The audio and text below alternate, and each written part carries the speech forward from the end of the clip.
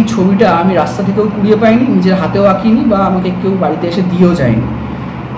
গোপাল ভাঁড়ের বর্তমান যে বংশধরেরা রয়েছে, অ্যাকচুয়ালি গোপাল ভাঁড়ের বংশধর তো নেই, গোপাল ভাঁড়ের যে দাদা কল্যাণচন্দ্র নায়ক, তার যে বর্তমান বংশধরেরা রয়েছে উত্তর কলকাতায়, তাদের কাছ থেকে আমি এই ছবিটা পেয়েছি এবং সেটা কি আপনাদের সামনে তুলে ধরছি। এটা আমার ভিউজ পাওয়ার জন্য নয়।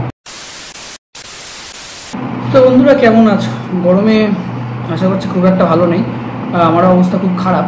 কিন্তু সমস্যাটা হচ্ছে যে কিছু মানুষের কিছু কথাবার্তা বা কমেন্টের ফলে এই গরমে আমি আরও বেশি করে টেম্পটেড হয়ে যাচ্ছি। অনেকেই হয়তো খেয়াল করেছেন, আমরা গোপাল ভাঁড়কে নিয়ে একটা ভিডিও দিয়েছিলাম, বড় ভিডিও, যে গোপাল ভাঁড়ের অরিজিনাল ছবিটা আমরা খুঁজে পেয়েছি, কীভাবে খুঁজে পেলাম, এবং সেখানে যে মানুষটির নাম ছবিটাতে পেয়েছিলাম তাকে নিয়ে তিনি কোথায় থাকেন বা তার অস্তিত্ব আমরা খুঁজতে গেছিলাম, এবং পরবর্তীকালে আমরা এনশিওর হয়েছিলাম যে হ্যাঁ, এটা গোপাল ভাঁড়েরই ছবি। আমি ছবিটা একবার দেখাই। এই ছবিটা, যেটা আমার কাছে এখনও আছে, এখানে নামটাম রয়েছে। যাই হোক, আসল কথায় আসে, এটার একটা ভিডিও আমরা দিয়েছিলাম, বড় ভিডিও, সেটা খুব একটা ভিউজ হয়নি, কিন্তু এটার উপরেই আমরা একটা শর্টস ভিডিও দিয়েছিলাম। আমি তো খুব একটা শর্টস দিই না আমাদের চ্যানেলে, তো সেই ভিডিওটা বা সেই শর্টস ভিডিওটা more than 5 lakh view cross করেছে আজকের দিনে দাঁড়িয়ে আর কি, ঠিক আছে। তো সেখানে ম্যাক্সিমামই আমি নেগেটিভ কমেন্ট পাচ্ছি, বিকজ তারা ম্যাক্সিমামই ক্লেম করছে যে এটা গোপাল ভাঁড়ের অরিজিনাল ছবি নয়, গোপাল ভাঁড় কোনোদিন ছিলেন না, তার অস্তিত্ব নেই।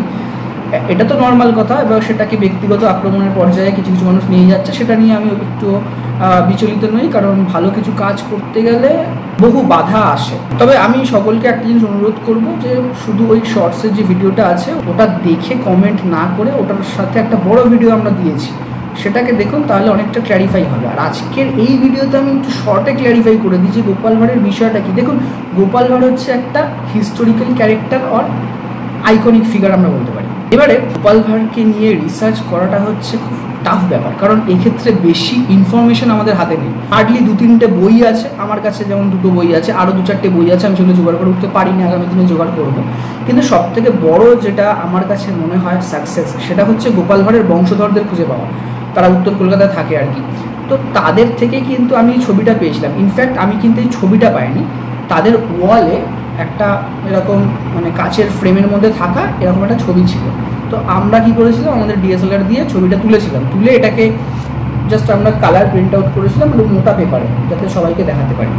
সুতরাং একটা বিষয় আপনাদের বোঝা উচিত যে এই ছবিটা আমি রাস্তা থেকেও কুড়িয়ে পাইনি, নিজের হাতেও আঁকিনি বা আমাকে কেউ বাড়িতে এসে দিয়েও যায়নি।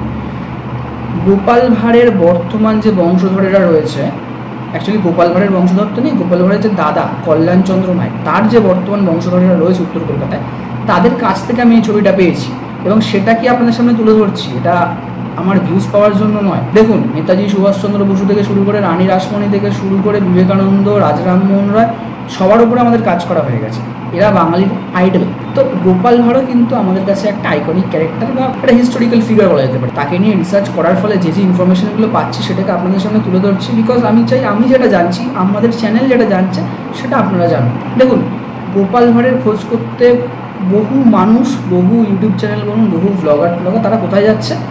কৃষ্ণনগরে। কিন্তু কৃষ্ণনগরের কোথাও কিন্তু গোপাল ভাঁড়ের কোনো অস্তিত্ব নেই। স্থানীয়রা বলছে আগে ছিল, এখন কিচ্ছু নেই, নাথিং। একটা ইট পর্যন্ত নেই গোপাল ভাঁড়ের বাড়ি, ইভেন তারা জানেও না যে গোপাল ভাঁড়ের বাড়ি কোথাও ছিল।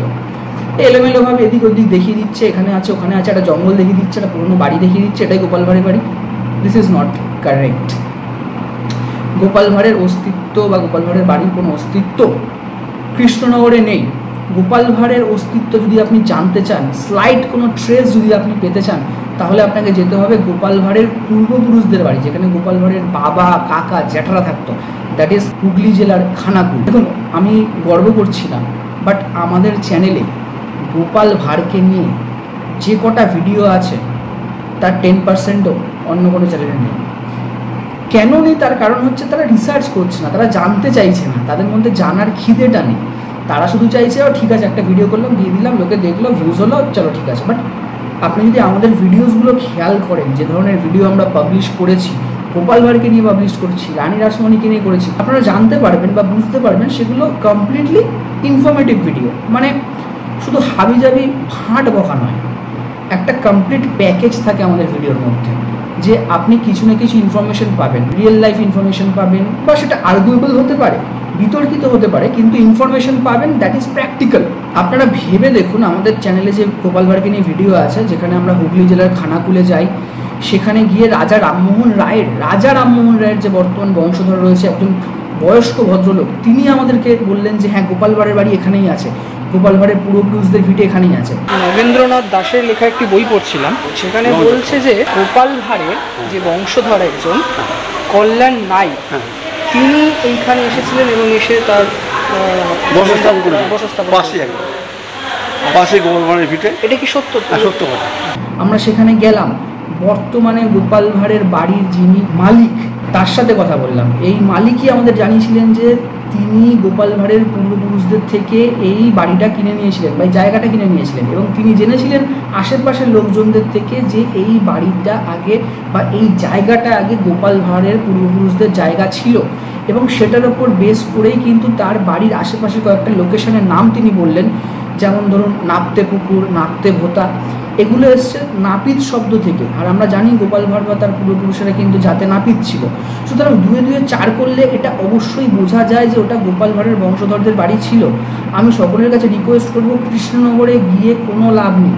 আপনারা যদি সত্যি জানতে চান গোপাল ভাঁড়ের বাড়ি কোথায় ছিল বা গোপাল ভাঁড়ের বংশধর কোথায় ছিল বা গোপাল ভাঁড়কে নিয়ে কিছু ইনফরমেশন সত্যি পেতে চান, তাহলে হুগলি জেলার খানাকুলে যান। হুগলি জেলার খানাকুলে যেখানে রাজা রামমোহন রায়ের বাড়ি রয়েছে, তার ঠিক পেছনের দিকে রয়েছে গোপাল ভাঁড়ের বাড়ি, যেটা আগে ছিল আর কি গোপাল ভাঁড়ের পূর্বপুরুষদের বাড়ি, যেটা বর্তমানে অন্য একটি ভদ্রলোক রয়েছেন। ভদ্রলোককে আমি একটু দেখাবো। মোট 37 শতক জায়গা আছে। আমার 68 বছর বয়স, 67 প্লাস বয়স। আমি ওই বাড়ি ওই জায়গাটার প্রতীক জায়গা দেখেছি। ওই জঙ্গল হয়েছিল, বড় বড় কয়েক গাছ হয়েছিল। তারপর তো তখনকার এই যারা গ্রামের মোড়ল টোল যারা ছিল, তারা ওই সব কয়েক গাছ কেটে টেটে দেয়, জায়গাটা তুলে নিয়ে যেতে পারেনি, জায়গাতেই থেকে গেছিল। তারপর আমরা ওটাকে ওদের কাছে গিয়ে দিই। 83 সাল নাগাদ আমরা বিষয়টাকে ওই জায়গাটার পর্চাটা বার করি।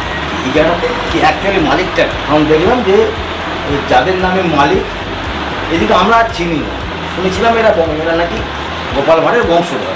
সুতরাং দুটো মানুষ আমাদেরকে সত্যিটা বলল।